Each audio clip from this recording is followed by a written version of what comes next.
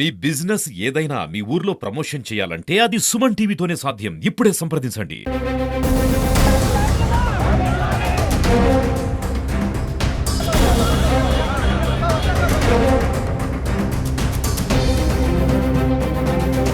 మన గాదలిన మండలం కల్లూరు గ్రామంలో విద్యార్థులు నిరసన వ్యక్తం చేస్తున్నారు.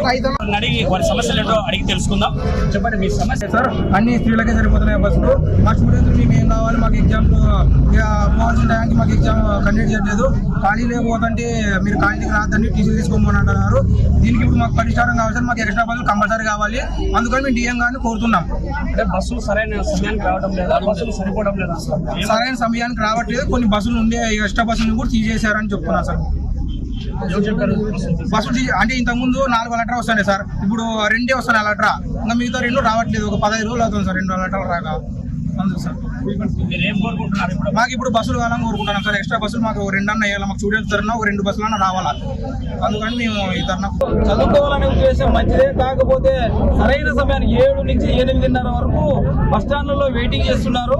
అందులో బస్సులు లేటుగా రావడం, అందులో ఈ ప్రభుత్వం ఫ్రీ బస్సులు వచ్చిన తర్వాత జనము ఎక్కువ రద్దీ కావడం, ఇవన్నీ దృష్టిలో పెట్టుకొని పిల్లలు బస్సులు లేట్ గా కావడం, కాలేజీ పోతేనే అక్కడ లేట్ గా ప్రజెంట్ అక్కడ పోతే ఇప్పుడు ఏమైంది, ఇంతకుముందు ఫేస్ వాల్యూ, ఇంతకుముందు ఎప్పుడు వచ్చినా పిలుచుకునే వాళ్ళు, ఇప్పుడు తమ్మేయడము, నువ్వు లేట్ గా వస్తున్నావు ఏంటి పరిస్థితి అని చెప్పి అక్కడ పిల్లల్ని కాలేజీలకు రానికపోవడం, పిల్లలు చాలా ఇబ్బందులు ఎదుర్కొని చాలా పరీక్షించుకొని ఈ రోజు ఈ నిరసన కార్యక్రమాన్ని దిగారు. ఈ ప్రభుత్వం వెంటనే డిఆర్ఎం గారి వెంటనే పిల్లలకు సౌకర్యంగా ఇంకొక 2 బస్సులు, గతంలో వచ్చేటి ఈ ఫ్రీ బస్సులు వచ్చిన తర్వాత 2 బస్సులు తీసేయడం చాలా అన్యాయం, దుర్మార్గం కూడా. మేము మీ గవర్నమెంట్ చెప్పిండేది ఫ్రీ బస్సులు చెప్పి పిల్లలకి అన్యాయం చేస్తామంటే ఎలా? అందువల్ల ప్రభుత్వము దీని బస్సుల సంఖ్య పెంచి పిల్లలు చదువుకోవడానికి, భావి భారతులు ఇంకా ముందుకు పోవడానికి ఈ ప్రభుత్వం వెంటనే సహకరించి పిల్లలకు వెంటనే బస్సులు వేయాలని చెప్పి విద్యార్థులు వెళ్ళడానికి సరైన సమయంలో బస్సులు ఏర్పాటు చేయాలంటూ కూడా విద్యార్థులు కోరుతున్నారు.